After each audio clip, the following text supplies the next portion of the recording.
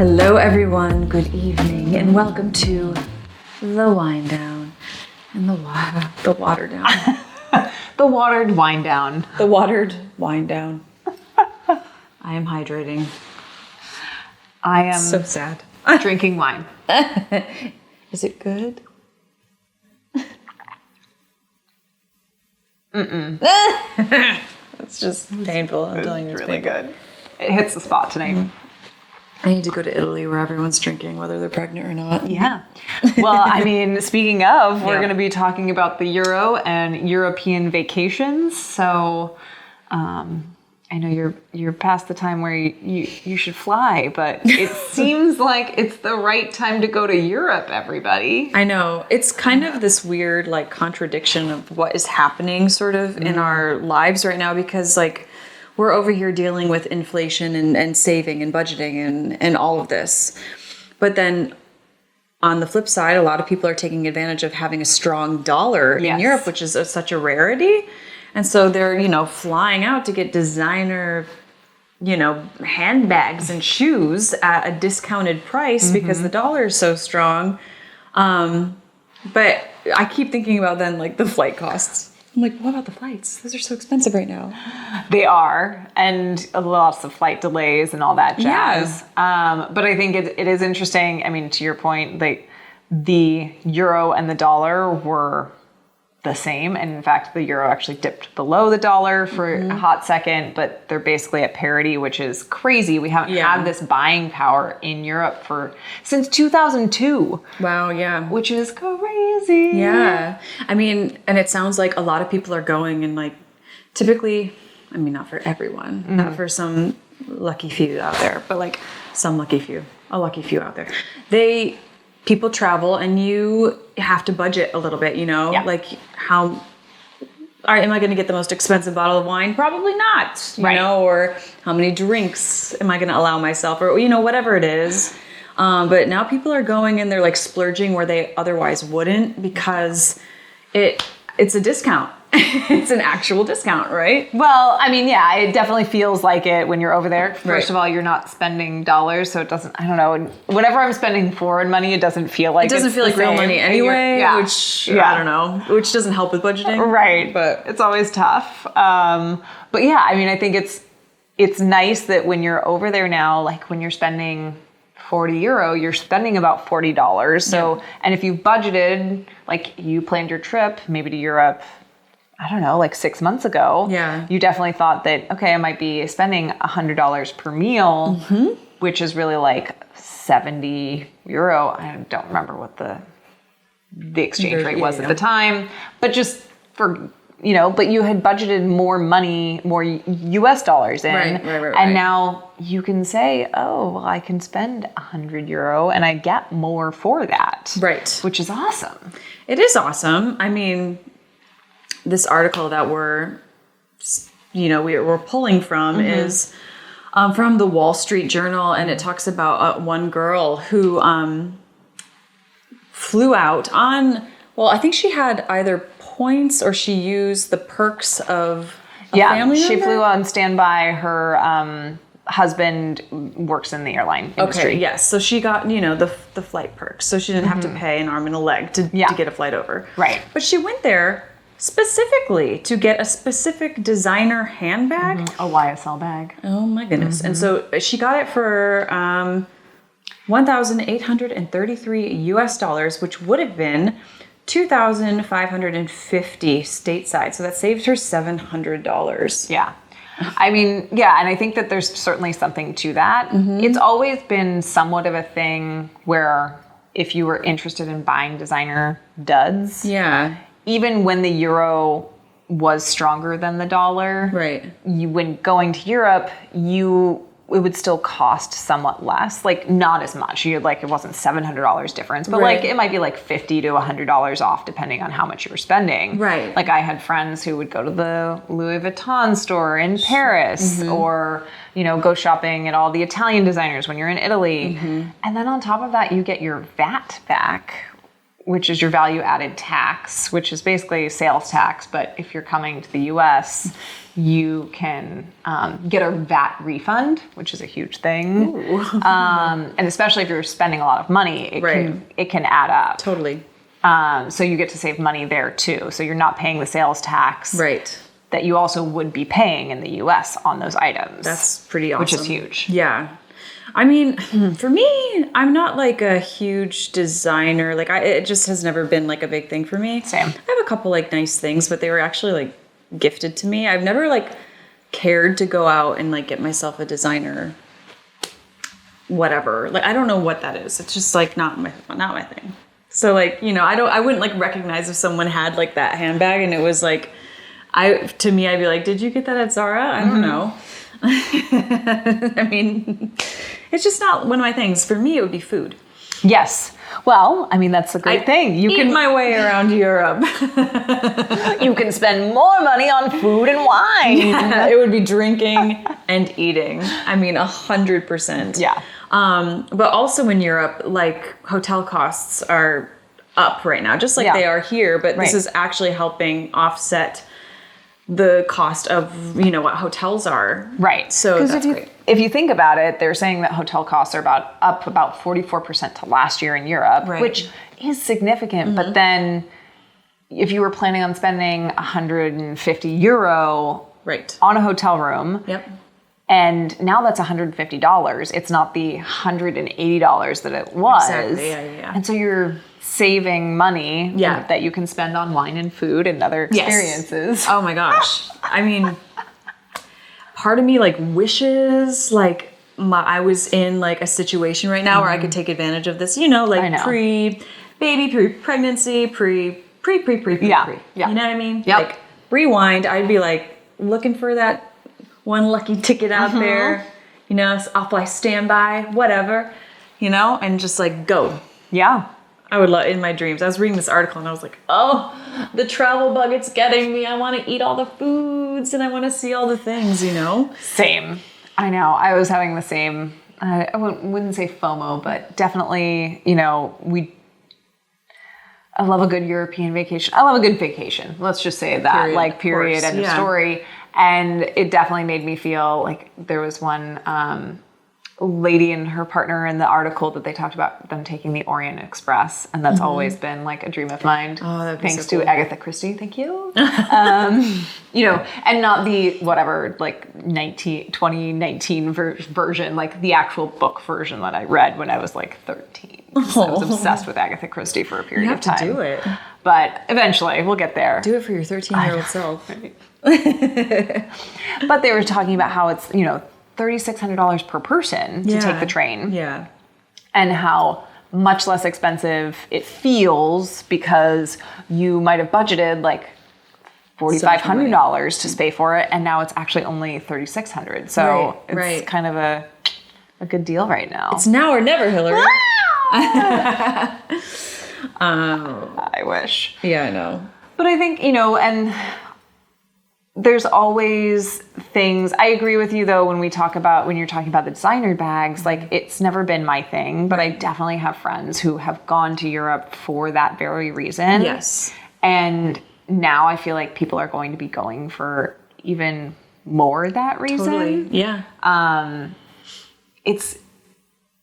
It's not the reason I travel. I like to eat and drink, and I would spend a lot more money on museums because sometimes you're like, Same. I've always been on a budget going on my vacations. Yeah. And you're like, I don't know, do I need to spend that? You know, it might be 20 euro to get into, I like to visit churches, and sometimes the churches are expensive. Yeah. And do I need to spend the 20 euro or, you know, really that's like $25 to go see a church? Right. Now I can spend that money on having like a coffee and a croissant in the morning or whatever the case may be and not feel like, yeah. I don't know. Yeah, and I feel like I can't wrap my head around going somewhere that is like where you're immersed in like this different culture and like different foods and different like with the museums and all of it.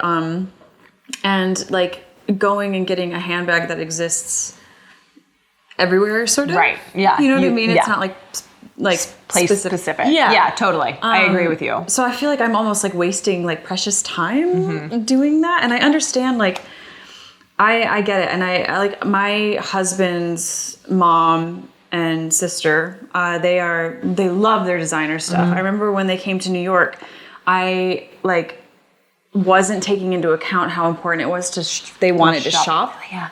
I don't, And I was like, that's not a thing for me. Like, I'm not building in a shopping day to, Yeah, like, I was like, if I find something while I'm out seeing things, I'll go buy something. Right. But like, I know. And I was like, oh shoot. And then like, it was towards the end of their trip and it was like, they didn't get that, shopping experience. And I was like, I actually don't even know how to facilitate that for you. Like, we're going to have to do some research here. Cause like, I guess I'll take you to Fifth Ave. Like, is that what we do? I guess we're going there. I guess so. I don't know, but anyway, we have much more to talk about when it comes to travel, and we're going to do that right after this quick commercial break.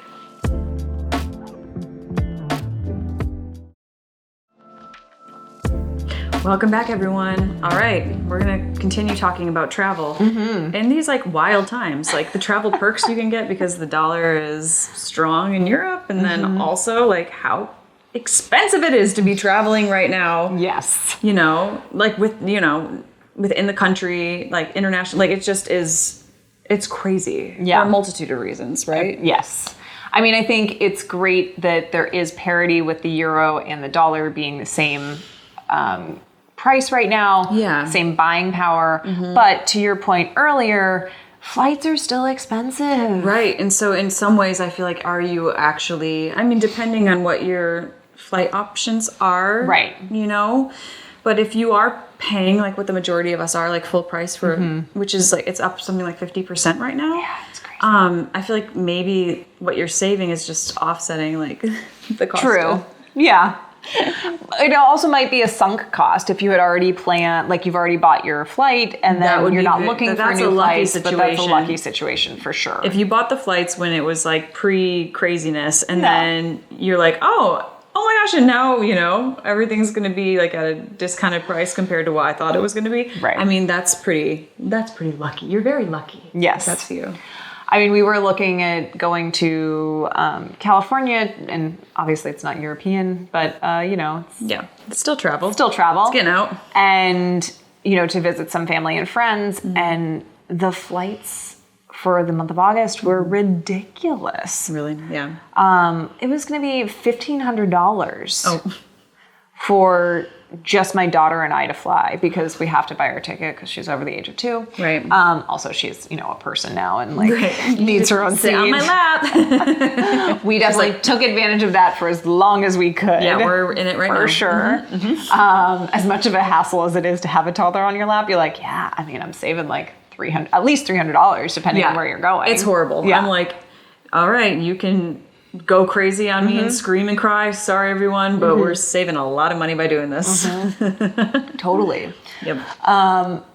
So we just made the decision that, timing also didn't work out. We had a couple other things come up, but we're going to go in October because flights are so much less expensive then. Are they really? Oh my God, it's crazy. Wow. Okay. Yeah. Okay. So you're seeing a difference? A huge difference just because there's this huge surge for summer travel, whether domestically or internationally, because people are like, let's go. Okay. That's interesting. Yeah.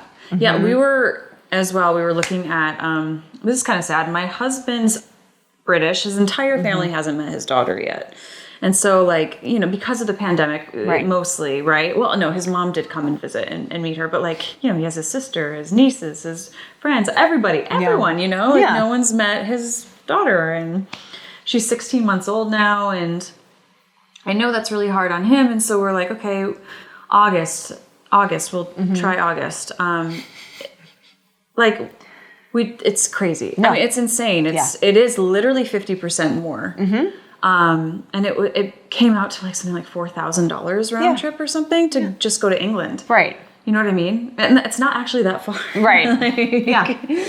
And we just couldn't, we were like, we need to wait till this calms down. Hopefully it will soon. And we were thinking, well, maybe in the new year when the second baby comes, they're both going to be under 2 and it'll be awful, but we'll just like kill two birds with one stone. You know what I mean? And bring them both out because it's just nuts. I mean, we're literally waiting it out because it's just we couldn't justify it in our heads. We're like, this is insane. I mean, I couldn't either. I mean, I and couldn't that's imagine not paying for her own seat. That was just for just two the adults. Of you guys. Yeah, like, and from the East Coast where it shouldn't be that totally like two hub. You know, you have Heathrow. You have we would be coming from Newark, and it's just, and we tried all these other airports too, and your best option was like multiple stops, and with the kid, you're like, hard pass. Are you kidding? It's just like over the pond, right?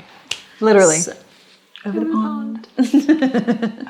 Well, and I think it's so tough too because you definitely have, you know, like it really isn't that far of a flight. But Heathrow, I don't know if you saw the news articles this last week, they have said airlines cannot sell any more seats because they do not have the bandwidth to operate the flights that they already have scheduled and accommodate more customers. Oh my gosh. So they are capping the amount of people who can fly in and out of Heathrow at 100,000 people per day. That's crazy.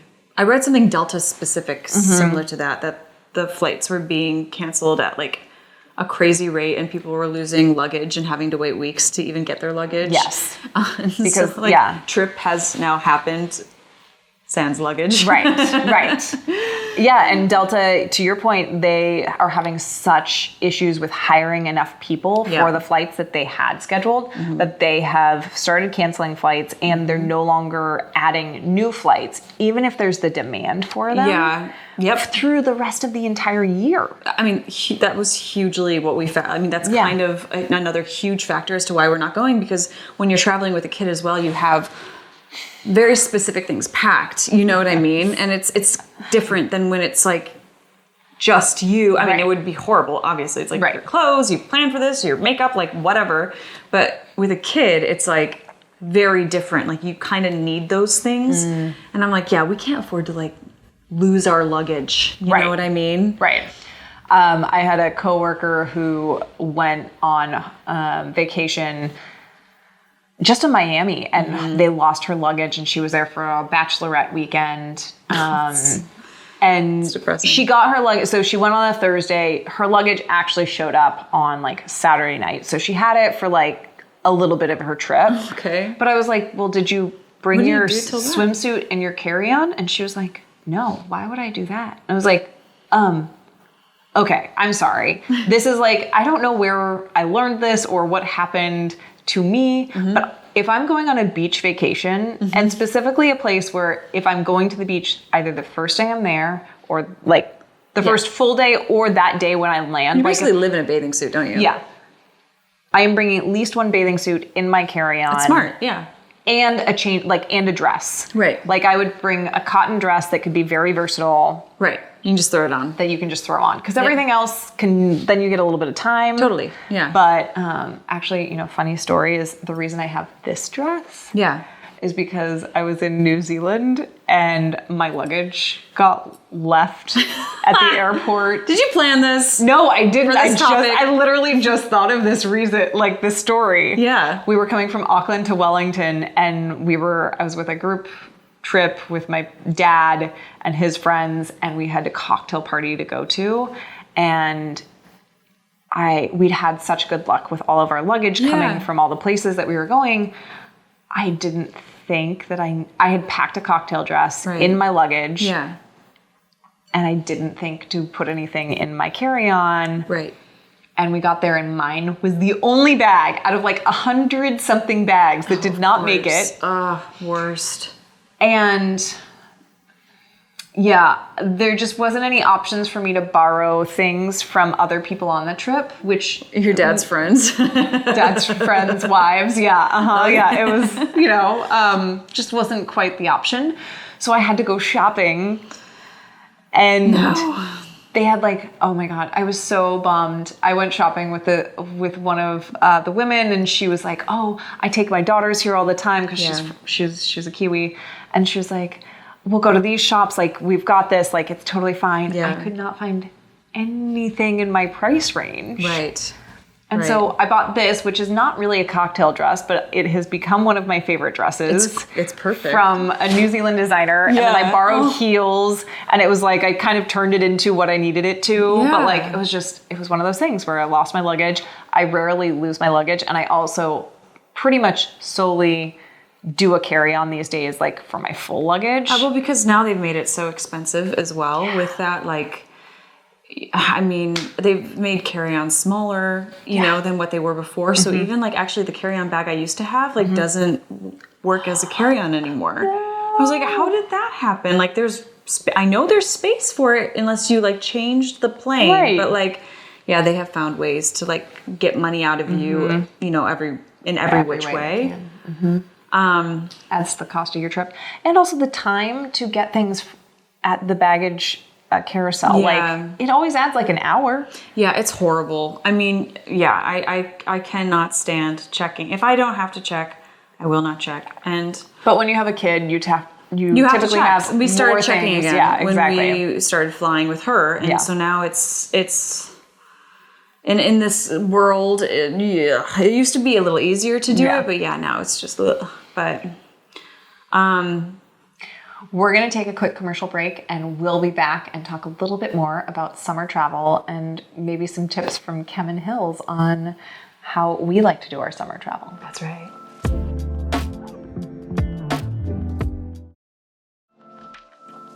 Welcome back, everyone. All right, last but not least, we're gonna give some tips. Yeah. Some of our own personal tips from personal experience about like how to fly and avoid the obstacles that we face often that are out of our control. Out of your control. So one of the things that we have done in the past is, because we are very budget conscious travelers just in general. And that being said, I think both my husband and I, one of the reasons we love traveling is we love to have the experiences. We love to eat. We love to see things. We love to do the things while we're there. And for us, now this is not for everybody, but for us, all I really care about when I'm there is a clean hotel room that is location specific. Right. I don't really need all the amenities or all Like, you're gonna be out. because you're going to be out. Like, it's a place to sleep, a place to refresh, and a place to like, that is all you're doing for me. Yeah. So I personally don't need to spend the money on a fancy hotel.